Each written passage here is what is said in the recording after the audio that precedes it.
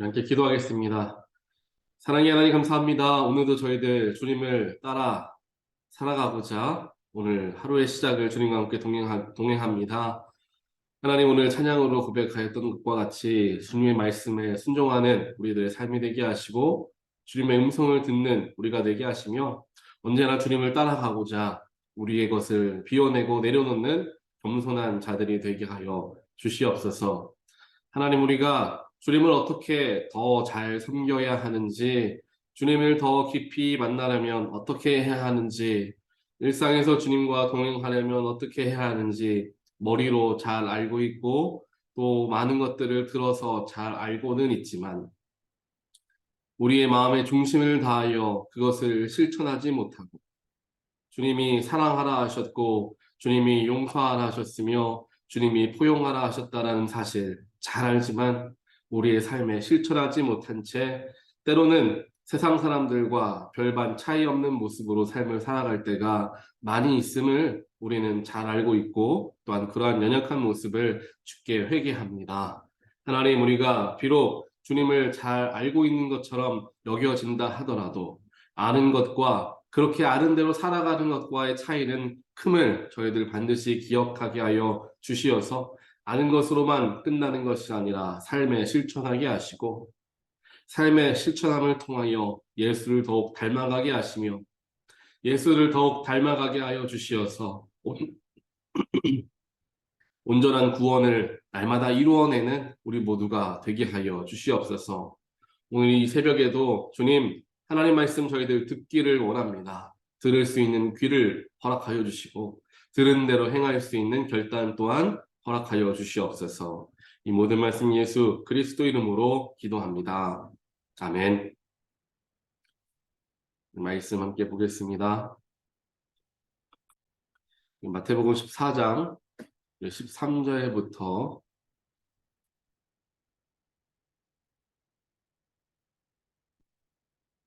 23절까지 13절부터 23절까지 말씀 함께 보겠습니다. 예수께서 그 말을 들으시고 거기에서 배를 타고 따로 외딴 곳으로 물러가셨다. 이 소문이 퍼지니 무리가 여러 동네에서 몰려 나와서 걸어서 예수를 따라왔다. 예수께서 배에서 내려서 큰 무리를 보시고 그들을 불쌍히 여기시고 그들 가운데서 앓는 사람들을 고쳐주셨다. 저녁 때가 되니 제자들이 예수께 다가와서 말하였다. 여기는 빈들이고 날도 이미 저물었습니다. 그러니 무리를 헤쳐보내어 제각기 먹을 것을 사 먹게 마을로 보내시는 것이 좋겠습니다. 예수께서 그들에게 말씀하셨다. 그들이 물러갈 필요 없다. 너희가 그들에게 먹을 것을 주어라. 제자들이 예수께 말하였다. 우리에게 있는 것이라고는 빵 5개와 물고기 2마리밖에 없습니다. 이때에 예수께서 말씀하셨다. 그것들을 이리로 가져오너라. 그리고 예수께서는 무리를 풀밭에 앉게 하시고 나서 빵 5개와 물고기 2마리를 들고 하늘을 우러러 보시고 축복 기도를 드리신 다음에 떼어서 제자들에게 주시니 제자들이 이를 무리에게 나누어 주었다. 그들은 모두 배불리 먹었다. 남은 부스러기를 모으니 12광주리에 가득 찼다. 먹은 사람은 여자들과 어린아이들 외에 어른 남자만도 5,000명쯤 되었다. 예수께서는 곧 제자들을 재촉하여 배에 태워서 자기보다 먼저 건너편으로 가게 하시고 그 동안에 무리를 헤쳐 보내셨다. 무리를 헤쳐 보내신 뒤에 예수께서는 따로 기도하시려고 산에 올라가셨다. 날이 이미 저물었을 때에 예수께서는 홀로 거기에 계셨다. 아멘. 오늘 우리가 함께 보는 마태복음 14장 말씀은 우리가 다들 잘 알고 있는 오병이어의 기적에 대한 이야기입니다. 오병이어의 기적에 대한 이야기 우리가 얼마나 많이 듣고 많이 알고 있습니까? 그렇지만 이 성경 말씀이라는 게 또 귀하고 복된 것이 그 말씀, 똑같은 말씀을 대하는 어제의 마음과 오늘의 마음이 다르다라는 것을 우리는 경험하죠. 이러한 이야기들을 제가 들은 적이 있어요. 예수님께서는 왜 비유로서 굳이 말씀을 제자들에게 하셨을까 스트레이트로 그냥 있는 그대로 이렇게 저렇게 해라 라고 말씀하시면 될 텐데 굳이 왜 비유로 말씀하셨을까? 라고 궁금해하는 분들의 이야기를 들은 적이 있습니다. 저도 그 부분이 궁금해서 스스로 한번 생각을 해보았습니다. 이건 물론 제가 뭐 책을 살펴보거나 뭐 다른 신학자들은 어떻게 이야기하나 뭐 이런 걸 찾아본 게 아니라 그냥 제가 스스로 한번 짧은 식견으로 생각해 본 것입니다. 생각을 해보니까 예수님께서 비유로서 말씀을 하셨기 때문에 지금 우리가 예수의 비유를 보는 우리가, 듣는 우리가 그 비유의 말씀을 우리의 상황에 맞게끔 그 말씀을 적용해 보기도 하고 우리가 어려운 중에 있을 때에는 어려움 속에서 힘을 내는 비유의 말씀으로 우리가 받을 수도 있고요. 기쁨 중에 있을 때에는 기쁨 속에 감사의 말씀으로 그 비유를 살펴볼 수 있을 거라는 생각을 하게 되었습니다. 예수님께서 비유로 말씀을 해주셨기 때문에 결국에는 그 비유의 말씀을 듣는 무리들이 또 듣는 우리들이 그 말씀을 여러 가지 모습 속으로 우리가 해석하여서 우리의 삶에 적용해 볼 수 있고 더 크시고 더 놀라우신 하나님의 넓으신 다양하심을 그 비유의 말씀 속에서 경험하게 되지 않을까라는 생각을 좀 해보았던 것 같습니다. 오늘 말씀에서도 예수님께서 오늘 말씀에서는 이제 예수님께서 그렇게 비유로서 많은 것들을 말씀해 주셨는데 이 오늘 허락되어진 마태복음 14장 말씀도 우리가 이 말씀을 어떻게 삶에 적용해보고 내가 지금 어떠한 상황 속에 있는가에 따라서 이 말씀을 다르게 또 다른 각도로 우리가 살펴볼 수가 있게 된다는 사실이죠. 오늘 말씀 처음부터 한번 13절부터 보게 되면요. 이 13절부터 이제 사실은 오병이어의 기적에 대한 이야기가 시작이 됩니다. 예수께서 그 말을 들으시고 거기에서 배를 타고 외딴 곳으로 물러가셨다라고 이야기합니다. 그 말을 들으셨다라는 것은 이제 세례 요한이 이제 죽게 되었던 것을 그 이야기를 들었다라는 거죠. 그리고 그 이야기를 듣고 배를 타고 외딴 곳으로 물러가셨는데 이 소문이 퍼지니까 무리가 여러 동네에서 몰려 나와서 걸어서 예수를 따라왔다라고 이야기를 하고 있습니다.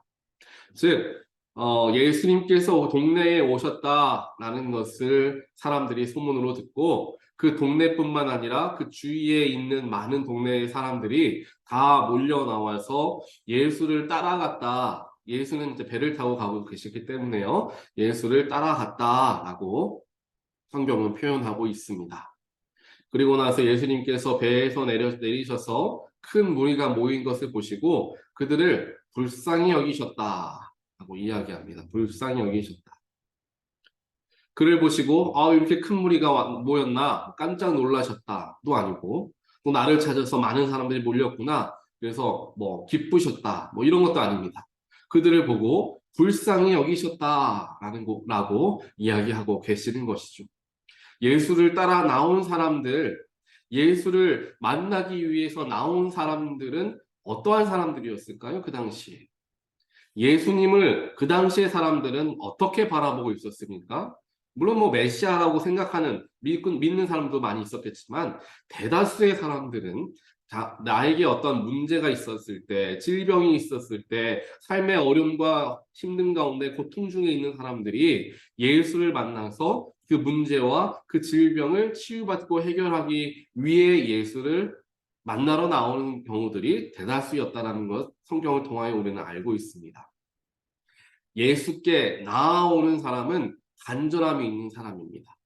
예수를 따라 나아가는 사람은 그 속에 무엇인가 예수를 만나고자 하는 열망, 예수를 만나면 나의 삶이 변화되어질 것이라 하는 소망을 가진 사람들이 예수를 따라 나오는 것이지 소망이 없고 세상을 쫓아 살아가며 세상 속에서 얼마든지 기쁨과 쾌락을 이제 공급받을 수 있는 사람들은 결코 예수를 따라 나오지를 않는다라는 거죠.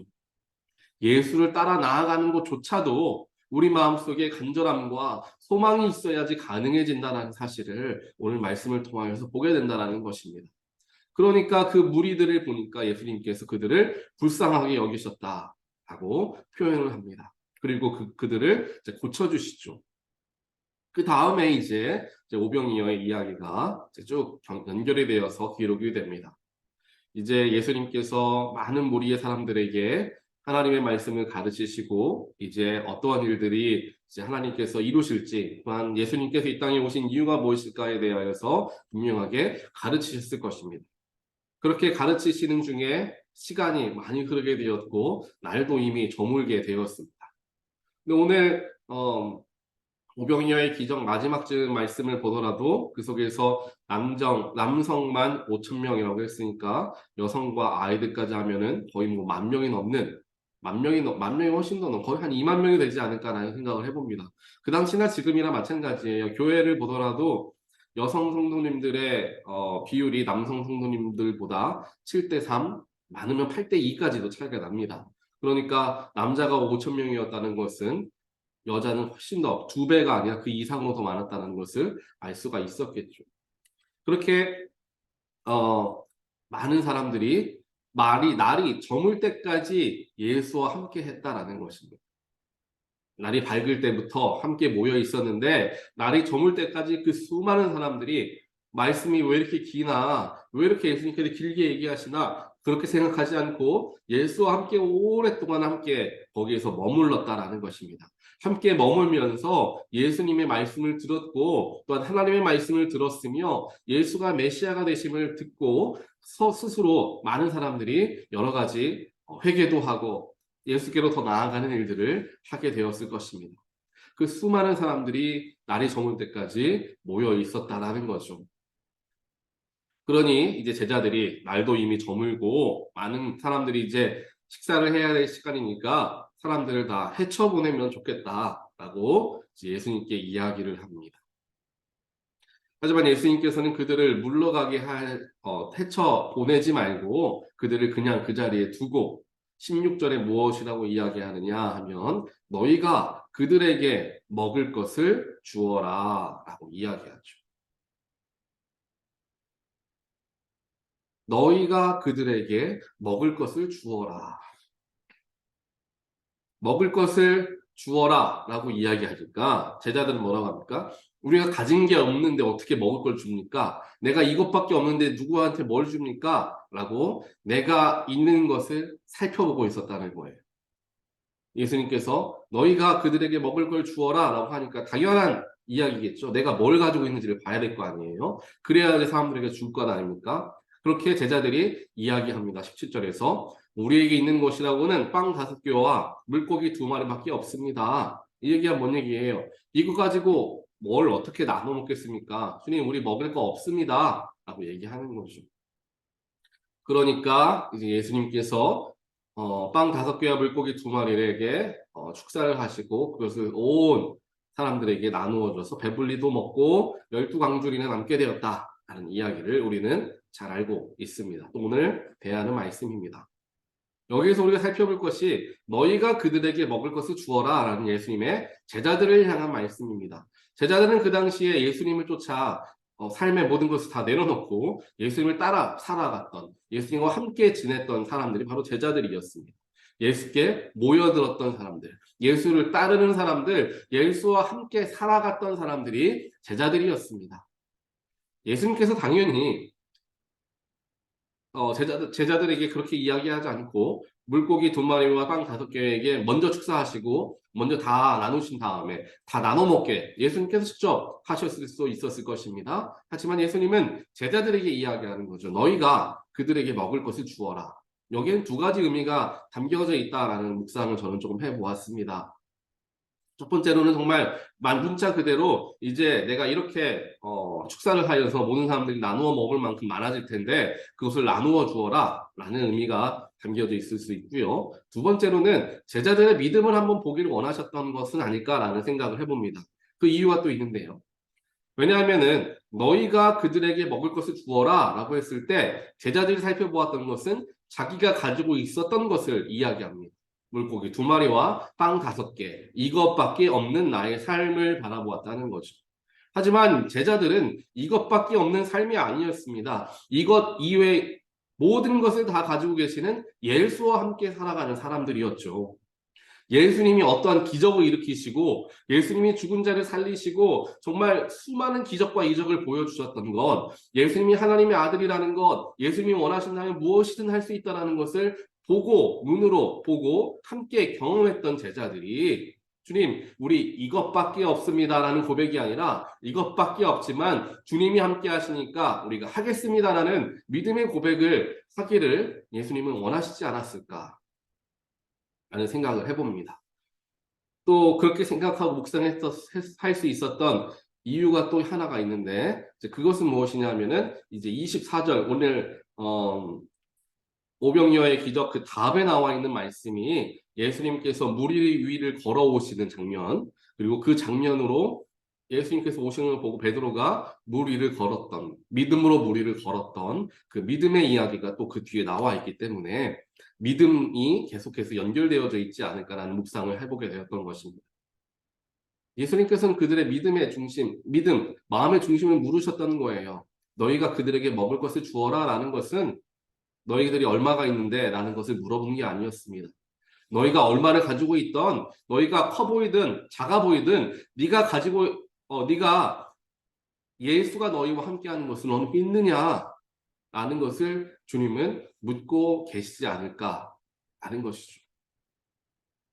오늘 주님께서 저에게도 동일하게 말씀하시고 또 오늘 말씀을 듣는 우리 모두에게 동일하게 말씀하십니다. 너희가 그들에게 먹을 것을 주어라. 주님, 나는 시간이 없습니다. 주님, 나는 이걸 못합니다. 주님, 나는 가진 것이 없습니다. 주님, 상황과 형편이 되질 않습니다. 주님, 제 마음이 준비가 안 됐습니다. 수많은 이유로 제자들과 같은 이야기를 하는 저의 모습, 우리의 모습을 발견하게 됩니다. 물고기 2마리와 빵 5개밖에 없습니다. 우리 이것밖에 없습니다. 말하는 제자들과 같이 주님, 내 모습을 보십시오. 내가 이렇게 연약한데 지금 내 마음도 힘들고 추스리기 어려운데 내 상황이 이런데 내 여건이 이런데 저런데 이런데 그런데 자꾸만 이유를 대고 자꾸만 조건을 내는 우리의 모습. 그 마음의 중심에 예수님 물으십니다. 너는 내가 너와 함께하는 것을 믿고 지금 이야기하느냐? 주님이 우리에게 말씀하시는 줄 믿습니다. 우리가 얼마를 가졌던 정말 세상적으로 많은 것을 가지고 있던 정말 조금밖에 가지고 있던 그것은 아무런 상관이 없습니다. 예수님께서 기적을 일으키시고 나의 삶에 크시고 놀라우신 일을 행하시기 위해서 네가 얼마나 준비되어져 있느냐, 너는 얼마를 가지고 있느냐를 물어보시지 않습니다. 네가 나를 진정으로 믿느냐, 나의 능력을 믿느냐, 주님은 그것을 물어보신다라는 것입니다. 우리 안에 예수가 있다라는 사실을 결코 잊지 않게 되는 저와 여러분 되시기를 간절히 소원합니다. 세상은 자꾸만 우리의 겉모습과 우리가 지금까지 이루어 놓았던 삶의 과정들 혹은 내가 가지고 있는 경제적인 혹은 여러 가지 일들을 가지고 우리를 평가하거나 또 우리를 계급을 먹이게 되는 세상을 우리는 살아갑니다. 하지만 예수를 믿는 사람들은 그것의 마음을 빼앗겨서는 안 됩니다. 예수를 믿고 교회를 열심히 다니고 신앙생활을 열심히 오랫동안 해오는 사람들조차도 이것의 마음을 빼앗길 때가 너무나 많이 있습니다.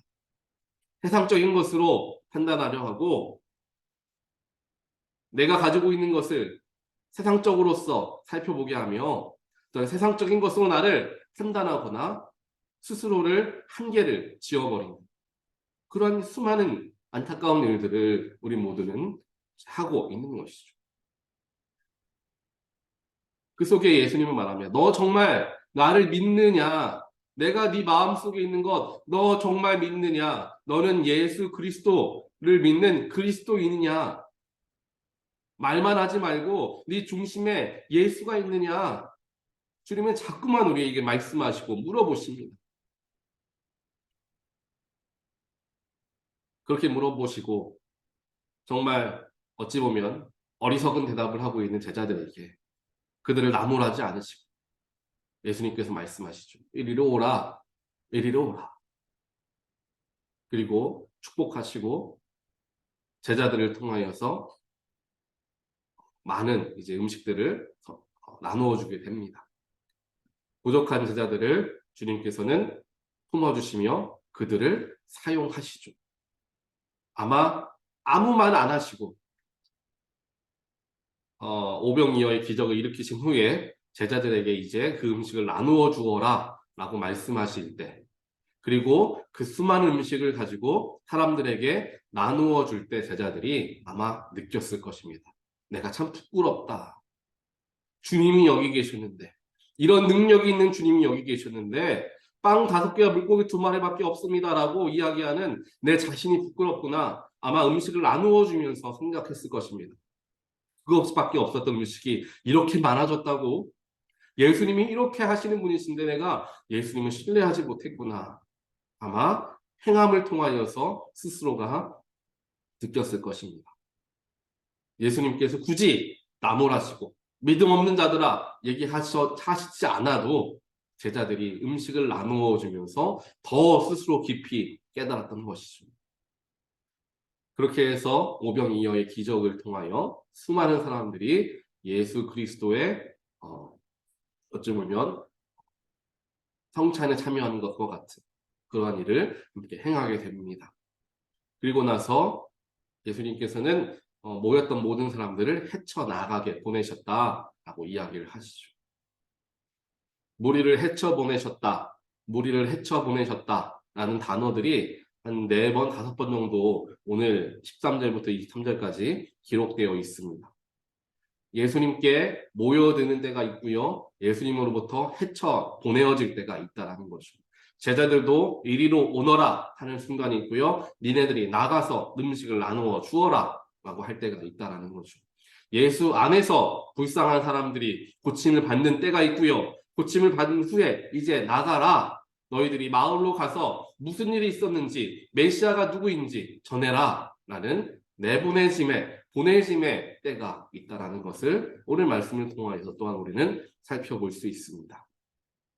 예수 안에 거하고 예수를 따라가는 자들은 마음에 갈급함과 간절함과 소망이 있는 사람이다 라는 것 하나 우리가 말씀 묵상을 보고요.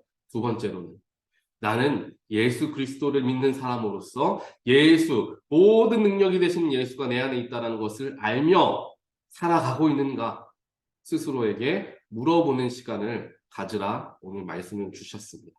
그리고 모여서 은혜를 받고 모여서 변화를 받으며 모여서 신앙을 깊이 공부하고 연구하고 또한 체득한 사람들이 해야 할 것은 이제 헤쳐 보내어주는 것, 이제 전하는 것, 사람을 살리는 것, 음식을 나누어 주는 것, 배고픈 자를 먹이는 것, 그 사역이 바로 모이게 되었던 그리스도인들에게, 즉 우리들에게 주어진 소명이다 하는 말씀을 기억하시면서 오늘 이 말씀 속에서 내 마음을 한번 들여다보고 나의 삶을 한번 들여다보고 나는 그리스도인처럼 생각하고 그리스도인처럼 살아가고 있는가 스스로에게 물어보며 하나님께 기도하는 우리 모두가 되시기를 주님의 이름으로 간절히 축원드립니다. 이렇게 기도하겠습니다. 사랑의 하나님 감사합니다. 오늘 오병이어의 기적을 통하여서 우리의 마음을 들여다보게 하시고 우리의 믿음 없음을 주께 아뢰며 회개하게 하여 주심 감사합니다. 주님을 믿고 주님과 가까이 살아간다 생각하고 있었지만 많은 경우 그것이 나만의 착각인 것을 깨달을 때가 많이 있습니다. 수없는 시간 동안 주님을 믿은 사람이라고 생각했지만 삶의 모습을 보면 정말 내가 예수를 믿는 사람처럼 살아가는가? 라는 생각을 할 때가 많이 있는 것 같습니다.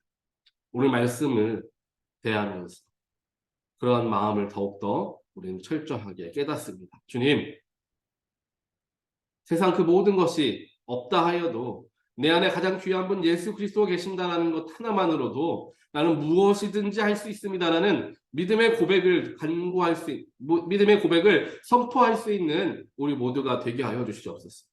내가 가진 게 이거밖에 없어서, 내 상황이 이래서, 내 여건이 이래서, 내가 지금 이래서 자꾸만 조건을 하는 우리의 삶이 아니라 내가 이것밖에 없지만 주님이 함께 하시니까, 모든 능력이 있으신 예수와 내가 함께 하니까 할 수 있습니다. 해보겠습니다. 고백하는 우리의 믿음 되게 하여 주시옵소서. 믿음 없음을 회개하게 하시고 주님 맡겨진 소명을 감당하지 못하였던 우리들의 모습도 발견케 하여 주시오. 대강절의 이때에 나에게 빛을 오신 예수를 내 안에만 꽁꽁 숨겨두는 삶이 아니라 오늘 제자들과 같이 사람들에게 나아가서 그들의 배고픔을 채워주며 예수의 복음의 빛을 전해드리는 그런 귀한 삶을 살아가는 우리 모두가 되게 하여 주시옵소서. 이 모든 말씀 예수 그리스도 이름으로 간절히 기도합니다. 아멘.